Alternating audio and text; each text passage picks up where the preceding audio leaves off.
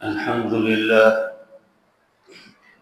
الحمد لله رب العالمين، والعاقبة للمتقين، والصلاة والسلام على رسوله محمد وآله وأصحابه أجمعين.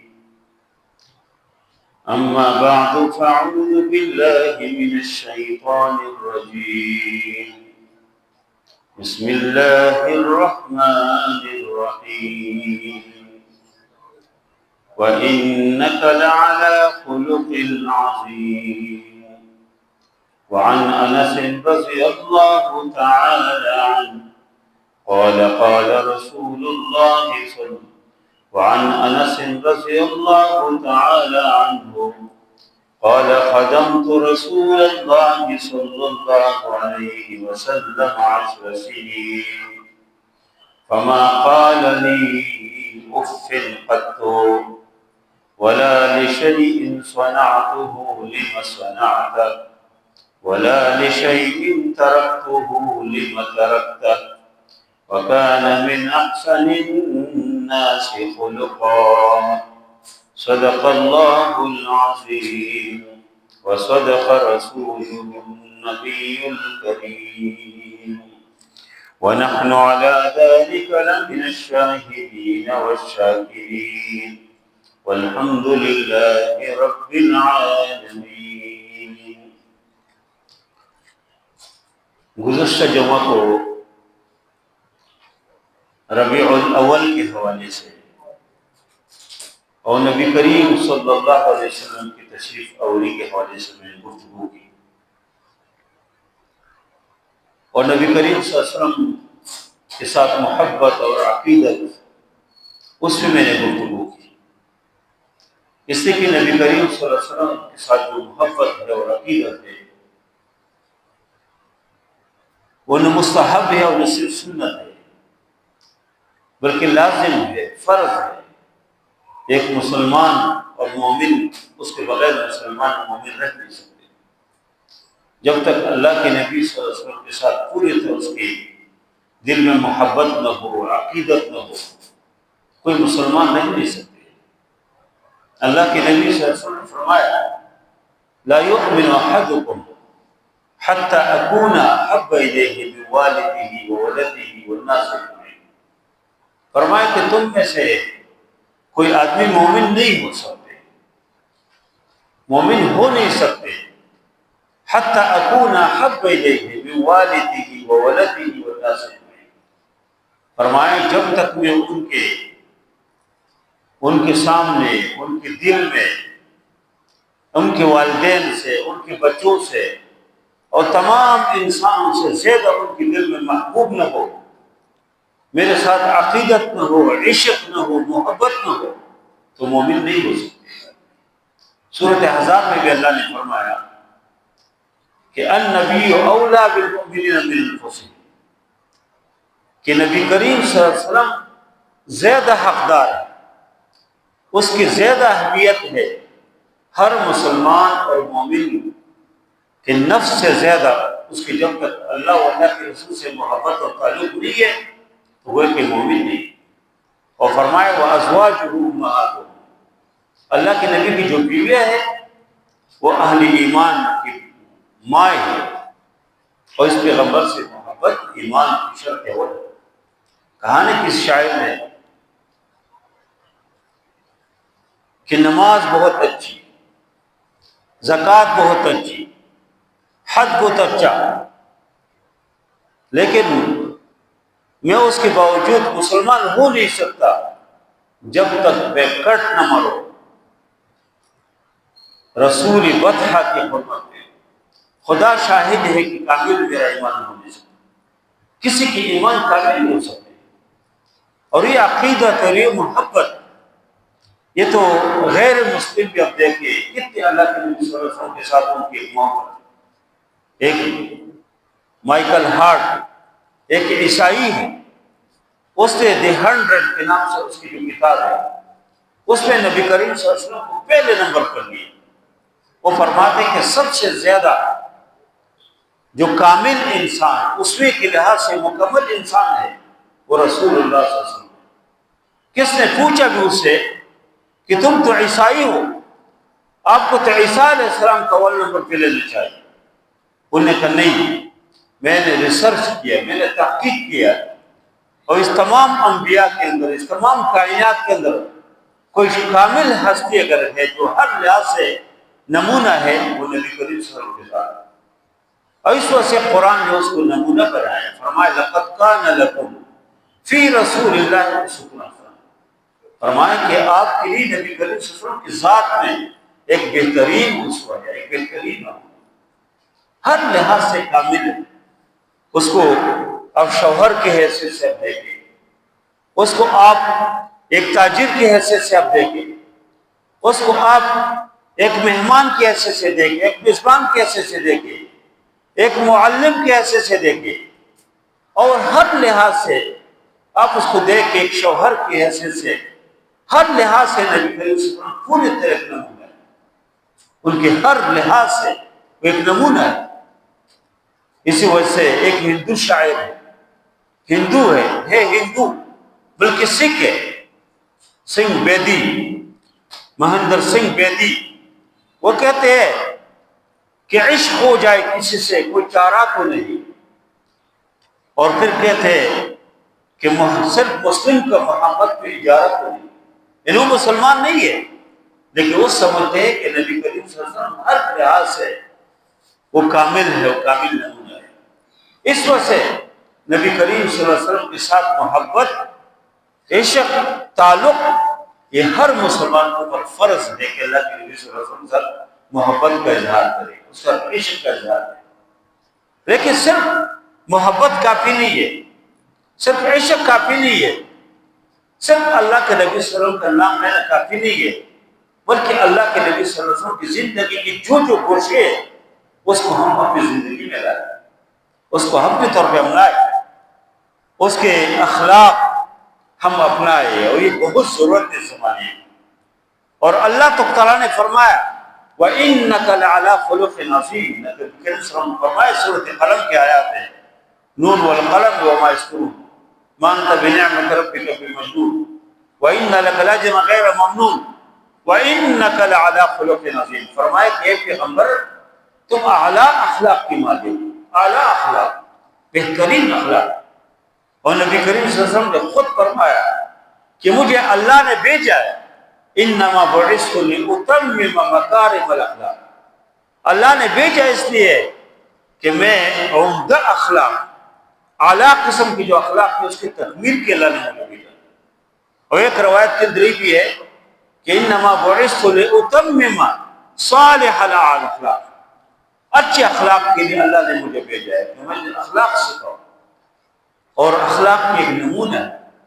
دیکھو حضرت عائشہ سے کسی نے پوچھا کہ اللہ کے نبی نے اخلاق کیا ہے، فرمایا کہ الست تقرأ القرآن، آپ قرآن نہیں پڑھتے کیا؟ اور پھر فرمایا کہ کان خلقہ القرآن، اللہ کے نبی صلی اللہ علیہ وسلم کی جو اخلاق ہے وہ قرآن ہے، قرآن پڑھے، قرآن نے جو کچھ کہا ہے بس وہ اللہ کے نبی صلی اللہ علیہ وسلم کا اخلاق ہے، جس سے روکا ہے، جس کا حکم دیا ہے وہی اللہ کے نبی نے کر کے دیا۔ حضرت انس رضی اللہ عنہ مشہور صحابی رسول، اس سے بہت سارے حدیث بھی سے نقل ہے، وہ فرماتے ہیں کہ میں نے اللہ کے نبی صلی اللہ علیہ وسلم کے گھر میں 10 سال میری خدمت، خدمت رسول اللہ صلی اللہ علیہ وسلم 10 سنین، فرماتے ہیں کہ میں نے 10 سال اللہ کے نبی کے گھر میں خدمت کی، اور فرماتے ہیں کہ فما قال لی شیء قط، کبھی مجھے کوئی بات نہیں، کبھی ڈانٹا نہیں، ولا لشیء ترکتہ لما ترکتہ ولا لشیء فعلتہ لما فعلتہ، کبھی نہیں کہا کہ یہ کام آپ نے کیوں نہیں کیا۔ کبھی اخلاق، اور اسی بہترین اخلاق کی وجہ سے لوگ اسلام کے قریب آئے، لوگ دین کے قریب آئے۔ اللہ کے نبی صلی اللہ علیہ وسلم کے اخلاق کو لوگ دیکھتے تھے وہ اسلام کے قریب آئے، لوگوں نے اسلام میں داخل ہو گئے۔ وجہ یہ ہے کہ اللہ کے نبی صلی اللہ علیہ وسلم کے بارے میں لوگ ادھر ادھر کی باتیں پہنچاتے تھے، ادھر ادھر کی باتیں کرتے تھے، لیکن جو لوگ آتے تھے اور نبی کریم صلی اللہ علیہ وسلم کے اخلاق کو دیکھ کے متاثر ہوتے۔ ثمامہ بن اسال یمامے کے سردار تھے، معمولیت ملی، بہت بڑا مقام ہے، بڑا مرتبہ تھا، اور اس نے کئی صحابہ کو بھی شہید کیا تھا، کئی صحابہ کو شہید کیا، اور اس مہم میں آئے تھے کہ اللہ کے نبی صلی اللہ علیہ وسلم کو کوئی نقصان پہنچائے، مدینے کے اوپر کوئی حملہ کرے یا کوئی صحابی کی جگہ مل جائے اس کو شہید کرے، لیکن صحابہ کرام نے پکڑ لیا، پکڑ کے لایا اور مسجد نبی کے ستون کے ساتھ کو باندھ لیا۔ فجر کے ٹائم میں نبی کریم صلی اللہ علیہ وسلم نکل آئے، نماز پڑھنے کے بعد دیکھا کہ تو سمامہ ہے، یمامے کے سردار ہے، تو ان سے پوچھا کہ ما لک یا سمامہ، کیا سوچتے سمامہ، کیا خیال ہے، آپ کے ساتھ کیا ہو جائے؟ اس نے کہا یا رسول اللہ، اس نے کہا کہ یا محمد، اس وقت ایمان لائے نہیں تھا، کہا یا محمد تین باتیں ہیں، ان تقتل زیادہ میں، اگر تم مجھے قتل کریں گے نا تو خون والے آدمی کو قتل کریں گے، میں کوئی معمولیت میں نہیں ہوں، آپ کا نام ہو جائے گا، یہی مطلب ہے کہ مجھے قتل کریں گے تو میں خون والا آدمی وہ آپ سے بدلہ لیں گے۔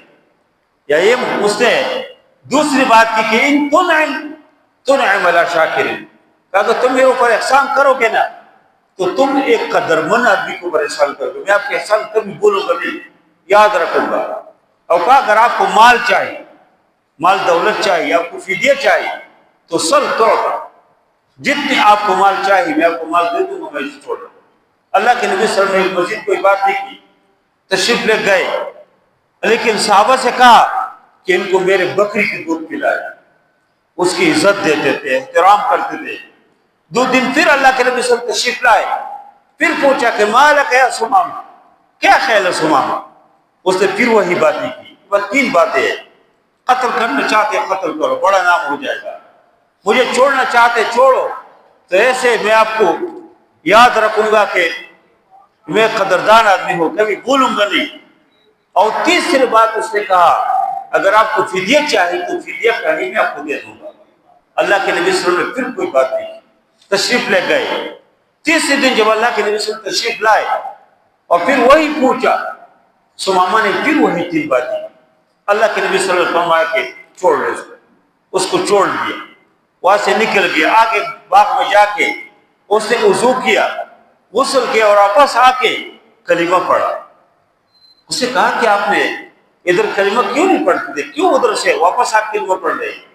اس نے کہا کہ میں جب پہلے دن سے میں ادھر آیا میں نے آپ کے اخلاق کو دیکھ لیا، میں نے صحابہ کرام کے اخلاق کو دیکھ لیا، تو میرے دل میں ایمان راسخ ہو گیا تھا، لیکن میں اس وقت اس لیے اعلان نہیں کر رہا تھا کہ لوگ کہیں گے کہ سمامہ ڈر گئے، اور کہا میں کلمہ پڑھ لیا اور مسلمان ہو گیا، اور کہا کہ میں آپ کے اخلاق سے، آپ کے بہترین اخلاق میں نے دیکھ عزت سے میں اسلام قبول کروں۔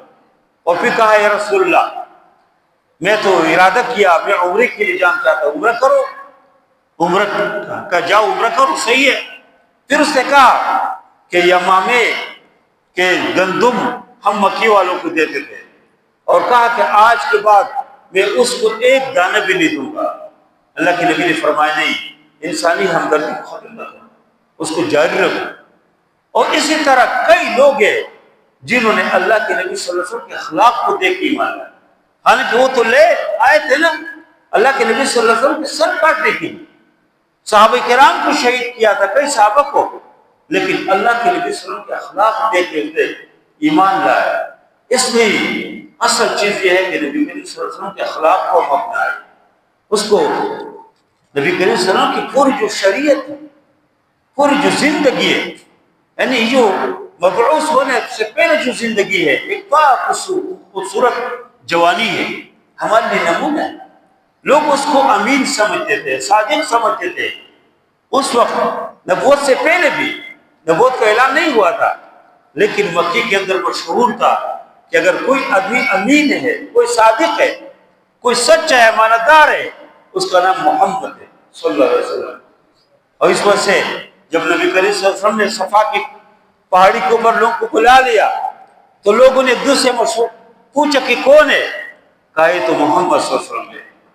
کہا کہ وہ تو کبھی جھوٹ نہیں بولا، اس نے جربناک مرارا وما وجدناک الا صادقا، کہ ہم نے بار بار آپ کو تجربہ کیا، ہم نے سچ پایا، آپ سچ بولتے۔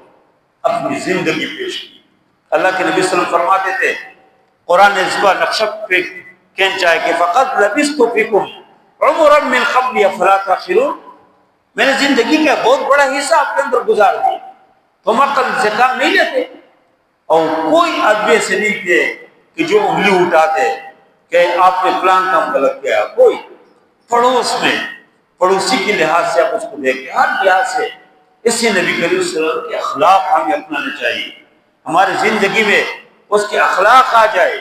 کتنے ربیع الاول آ جاتے اور گزر جاتے، ہم اللہ کے نبی صلی اللہ علیہ وسلم کے ساتھ عشق اور محبت کی اظہار کرتے اور یہ کرنے بھی چاہیے اپنے طور پہ، جو جس انداز سے بھی اللہ کے نبی صلی اللہ علیہ وسلم کے ساتھ عشق اور محبت کی اظہار کرتے وہ کرے۔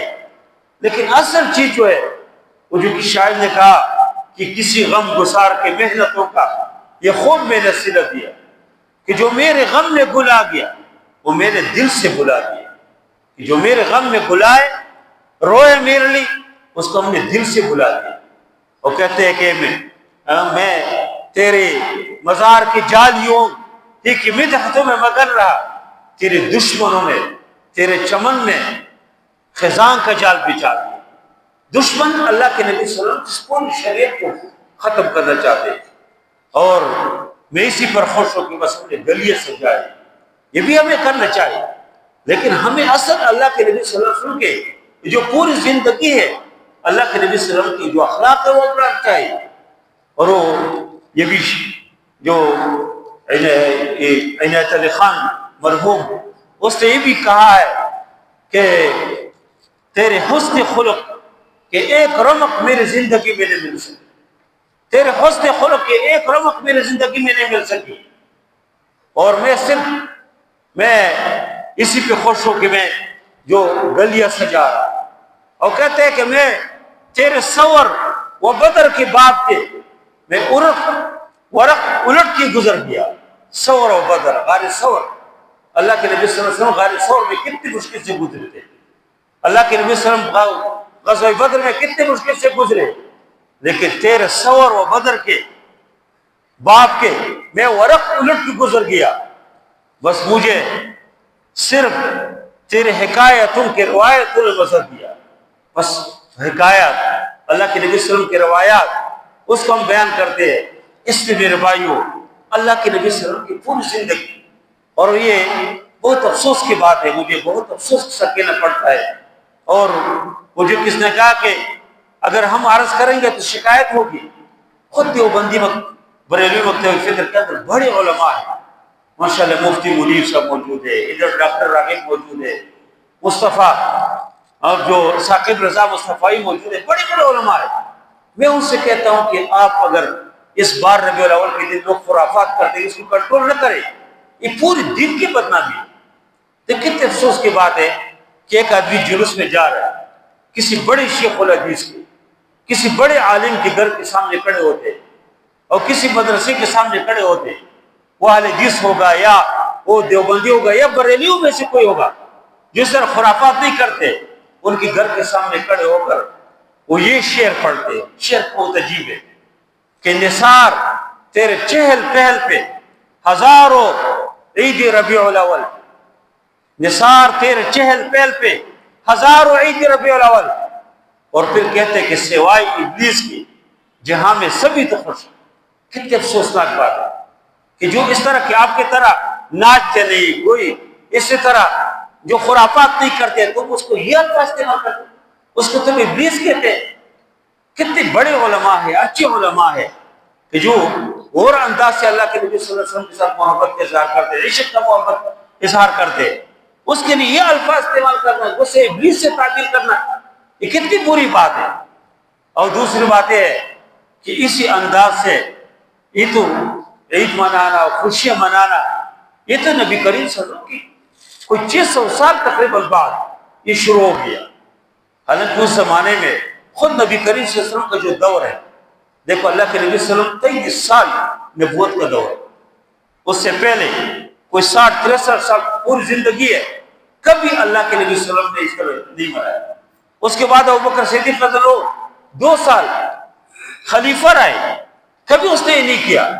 اس کے بعد عمر فاروق کو دیکھے، عثمان غنی کو دیکھے، علی کو دیکھے، حسن و حسین کو دیکھے، حضرت فاطمہ کو دیکھے، امت کے تمام فقہاء اور محدثین، امام بخاری کتنے سال زندہ ہے، امام مسلم، امام ترمذی، امام ابو حنیفہ اور امام مالک اور امام شافعی، امام احمد بن حنبل، کسی نے اس انداز سے نہیں مانا۔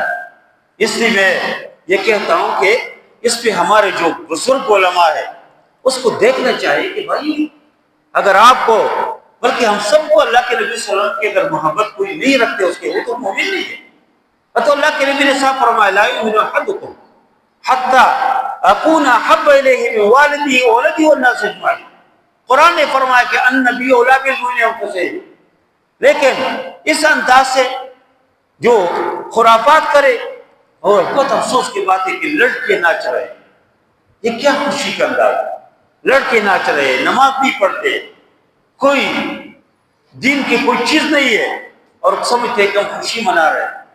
یہ اس دن 12 ربیع الاول کو چاہے کہ تمام مسلمان تہجد پڑھے، اللہ کا شکر ادا کرے، فجر کی نماز با جماعت پڑھے، چاہے کہ اس دن نعت کے محافل ہو، خوبصورت نعتیں پڑھے، اس دن چاہے کہ سیرت کے اوپر 2-2 3-3 گھنٹے کے پروگرامات ہو، کہ لوگ اللہ کے نبی صلی اللہ علیہ وسلم کی زندگی سے کم از کم واقف ہوں۔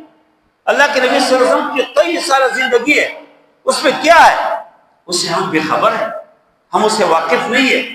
اللہ کے نبی صلی اللہ علیہ وسلم کے حوالے سے کوئی خوبصورت قسم کی مجالس منعقد ہو، اور کوئی اگر اس دن صدقہ کرتے، کوئی خیر کام کرتے، جو بھی کر سکتے وہ کرے، تاکہ اسلام کے اصل جو پیغام لوگوں تک پہنچے۔ لیکن اگر یہ بات ہم کرتے ہیں تو وہی بات ہے کہ پھر تو ایک شکایت بن جاتی ہے۔ اگر یہ جو اچھے علماء ہیں، جو بزرگ علماء ہیں اور بریلوی مکتب فکر سے ان کے تعلق ہے، یہ اگر یہ کام کرے تو اس کے زیادہ بہتر ہے۔ اس لیے نبی کریم صلی اللہ علیہ وسلم کے اخلاق میں نے اس کو ذکر کیا کہ اللہ کے نبی صلی اللہ علیہ وسلم کے اخلاق کی وجہ سے لوگ اسلام کے قریب آتے تھے، لوگ دین کے قریب آتے تھے۔ ایک بزرگ عورت کی بات بہت مشہور ہے کہ وہ مکے کو چھوڑ کے جا رہی، نبی کریم صلی اللہ علیہ وسلم اتفاق سے راستے میں اس سے ملے، پوچھا کہ تم کدھر جا رہے ہو؟ اس نے کہا میں مکہ چھوڑ کے جا رہی ہوں۔ پوچھا کیوں؟ کہا جی اس علاقے میں ایک نوجوان ہے جس کی باتوں میں اثر ہے، وہ جب بھی کوئی بات کرتے اس کے اوپر اثر ہوتے، لوگ دین سے بے دین کرتے، اس کا نام محمد۔ نبی کریم صلی اللہ علیہ وسلم فرمایا کہ میں ہوں، وہ جس سے آپ اتنی شکایت کر رہے ہیں نا وہ میں ہوں۔ اس عورت نے کہا کہ آپ محمد صلی اللہ علیہ وسلم، اگر آپ ہے تو آپ کے اوپر تو میرے ماں باپ قربان، فدا کا ابی و امی، اور اسلام لاتے ہیں، دین قبول کرتے ہیں۔ کتنے لوگ ہیں جو اسلام قبول کرتے ہیں، دین کو اسلام کے، اس وجہ سے یہ جو فدا کا ابی و امی، صحابہ کرام فرماتے ہیں کہ ہمارے ماں باپ آپ کے اوپر قربان، فدا ہو ابی و امی، یہ جو الفاظ استعمال کرتے تھے یہ دل سے کہتے تھے۔ اور صحابہ کرام کی جو محبت ہے نبی کریم صلی اللہ علیہ وسلم کے اخلاق کی وجہ سے، اور یہ اسی وجہ سے حضرت عائشہ فرما رہی ہے کہ مصر کی عورتوں نے یوسف علیہ السلام کو دیکھ لیا اور اپنی انگلیاں کاٹ دی، کہا اگر وہ میرے محبوب کو دیکھتے، میرے محبوب کو دیکھ لیتی عورت تو وہ اپنے گردن کو کاٹتی، اور کہا کہ صحابہ کرام نے میرے محبوب کو دیکھا، اپنے سروں کے انبار لگائے۔ اور یہ اللہ کے نبی صلی اللہ علیہ وسلم کے ساتھ انہوں نے جو محبت کا اظہار کیا ویسے نہیں تھے۔ وہ جب مسجد نبوی میں جاتے تھے تو وہ اسی ذہن کے ساتھ جاتے تھے پتہ واپس آؤں گا کہ نہیں، گھر میں نہیں کہتے تھے کہ چائے بناؤ میں مسجد نبی سے واپس آ رہا ہوں، نہیں، وہ کہتے تھے گھر میں کہ میں اللہ کے نبی صلی اللہ علیہ وسلم کے دربار میں جا رہا ہوں، پتہ مجھے کس طرف حکم ملتے، اور وہ پھر جس طرف گھوڑے کی رخ ہو اس طرف جاتے تھے۔ اللہ کے نبی صلی اللہ علیہ وسلم کس کو عجم کی طرف، کس کو عرب کی طرف، اور کسی کو دنیا کے ایک کونے میں، کسی دنیا کے دوسرے کونے میں بھی۔ یہ جو چائنا میں گوانزو ایک شہر ہے، ادھر ایک صحابی کی قبر ہے، میں خود اس میں گیا ہوں گوانزو میں، اس کا نام ہے ابو وقاص، یہ سعد بن وقاص کی خاندان کی کوئی ہے، سعد بن وقاص نہیں ہے، ابو وقاص نام ہے۔ ادھر بہت سارے لوگ چائنا میں مسلمان ہو گئے۔ میں نے پوچھا کہ یہ ابو وقاص بن ادھر کیسے آ گئے؟ ان لوگوں نے کہا کہ نبی کریم صلی اللہ علیہ وسلم کے زمانے میں ادھر سے مدینے سے یہ ادھر تشریف لائے. مدینے سے اب دیکھیں، مدینے سے چائنا پتہ نہیں پیدل گیا ہوگا یا گھوڑے پہ گیا ہوگا یا اونٹ کے اوپر گیا ہوگا. کتنے مہینوں کا سفر طے کر کے گوانزو میں پہنچے. گوانزو میں پہنچے، دن کا کام کیا، دعوت کام کیا. پھر دل میں خیال آئے، خواہش ظاہر ہو گئی کہ میں واپس جاؤں، اللہ کے نبی صلی اللہ علیہ وسلم ملاقات کروں. کافی وقت دور رہا ہوں. کس نے کہا راستے میں کہ اللہ کے نبی تو وفات پائے؟ اس نے کہا جب اللہ کے نبی وفات پائے تو اللہ کے نبی صلی اللہ علیہ وسلم کے ساتھ محبت اور عشق کا تقاضا تو یہ کہ میں ادھر رہو اور اس کی دین کو دعوت دے لوں اور واپس آ گئے. آج چائنا میں جتنے لوگ مسلمان ہیں اسے ایک ابو وقاص لوگ، الحمدللہ اس کے بہت سارے چائنیز لوگ ادھر پوری چائنا میں بہت سارے مسلمان، اسے ایک آدمی کو. صحابہ کرام نے نبی کریم صلی اللہ علیہ وسلم کے اس کے ایک ایک زندگی کو دیکھتے تھے، چیز کو دیکھتے تھے اور اسی کو اپنانے کی کوشش کرتے، زندگی میں لاتے تھے اور یہ اپنے سروں کو پیش کیا. جب نبی کریم صلی اللہ علیہ وسلم مکے سے ہجرت کر کے مدینے میں تشریف لے گئے تو ادھر سے مدینے سے آ گئے جہاں مسجد نبی ادھر جا رہے تھے تو ایک نوجوان تھا طلحہ بن برہ، وہ نبی کریم صلی اللہ علیہ وسلم کی کبھی دائیں طرف جاتے تھے کبھی بائیں طرف، کبھی آگے کبھی پیچھے. اللہ کے نبی نے پوچھا کہ طلحہ یہ کیا کر رہا ہے؟ اس نے کہا اللہ کے نبی آپ سے بہت محبت ہے. جب مجھے ڈر ہوتا ہے کہ ویسا نہ ہو کہ آپ کے اوپر کوئی دائیں طرف سے خطرہ کرے، کوئی خطرہ ہو تو میں دائیں طرف جاتا ہوں. جب مجھے محسوس ہوا کہ بائیں طرف سے خطرہ میں بائیں طرف جاتا ہوں. تو آج تو اس نے فرمایا کہ آپ اتنی محبت کرتے ہیں. کہاں؟ پھر مدینے میں پہنچے تو چند دن بعد وہ طلحہ نظر نہیں آیا. اللہ کے نبی نے پوچھا کہ طلحہ کدھر؟ نبی کریم صلی اللہ علیہ وسلم اپنے ساتھی گھروں میں جاتے تھے، پوچھتے تھے، عیادت کرتے تھے. غریب لوگ گھروں میں جاتے تھے تو لوگوں نے پوچھا، لوگوں نے کہا کہ وہ طلحہ تو بیمار ہو گیا گھر میں. نبی کریم صلی اللہ علیہ وسلم اس کی عیادت کی تشریف لے گئے اور جب ان کے گھر میں گئے تو نبی کریم صلی اللہ علیہ وسلم نے اس کی عیادت کی اور اندازہ ہو گیا کہ مر رہا، اس نے مزید رہنا نہیں ہے دنیا میں. تو اللہ کے نبی صلی اللہ علیہ وسلم جب نکل رہے تھے تو ان کے گھر کے لوگوں سے کہا کہ جب یہ وفات پاتے نا تو مجھے بلانا اس کی جنازے میں. لیکن جب نبی کریم صلی اللہ علیہ وسلم نکل آئے طلحہ نے لوگوں سے پوچھا کہ اللہ کے نبی نے کیا بات کی؟ اس نے کہا لوگوں نے کہ اللہ کے نبی نے فرمایا کہ میں اگر کوئی واقع ہو جائے میں جنازے میں آنا. طلحہ نے کہا نہیں، اللہ کے نبی کو میرے جنازے میں نہیں بلانا. دیکھو کتنے سعادت کے بعد ہے کسی کو جنازہ اللہ کے رسول پڑھائے، لیکن ہوشیاری دے کے، عقل دے کے، محبت کا اظہار دے کے کہ وہ کہتے ہیں کہ میں تو کام آدمی ہوں، میرے جنازے میں اللہ کے نبی تشریف لائے نہیں. اور دوسرے کہ یہ یہودیوں کا علاقہ ہے، ویسے نہ ہو کہ میرے جنازے کو اچھا اللہ کے نبی کو نقصان پہنچے. میرے نبی صلی اللہ علیہ وسلم میرے جنازے میں نہ آئے اور میرے جنازے کوئی بھی پڑھا ہوا اس رات کو وفات پائے. صحابہ نے اس کے جنازہ پڑھا کے اس کو تدفین کی. تو بعد میں اللہ کے نبی صلی اللہ علیہ وسلم فجر میں پھر پوچھا کہ وہ طلحہ کا کیا ہوا؟ صحابہ نے کہا وہ تو وفات پائے. تو نبی کریم صلی اللہ علیہ وسلم بہت خفا ہو گئے اور کہا آپ نے مجھے کیوں نہیں بتایا؟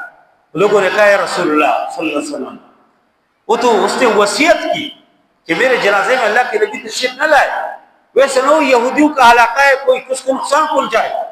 نبی کریم صلی اللہ علیہ وسلم بہت خفا ہو گئے اور نبی کریم صلی اللہ علیہ وسلم پھر اس کی قبر پہ گئے، اس کی قبر پہ جنازہ پڑھا.